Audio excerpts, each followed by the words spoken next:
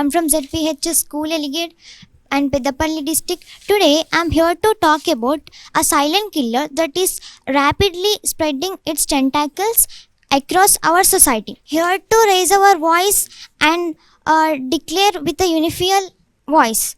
Say no to drugs, yes to life. Drug consumption and abuse have become one of the most important and problems of modern times. The misuse of drug not only affects the individual but also affects families, communities and nations. While many people turn to drugs due to peer pressures and some other activities, the consequences are often increased. We are here to say no to drug, yes to life. However, the government effort alone are not enough. The society has also a crucial role to play fighting in drug abuse. The family should maintain open communications.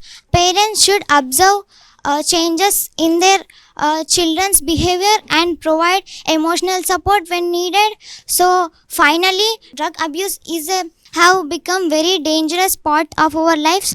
We should try to make our world a drug-free society, and thanks for giving this wonderful opportunity.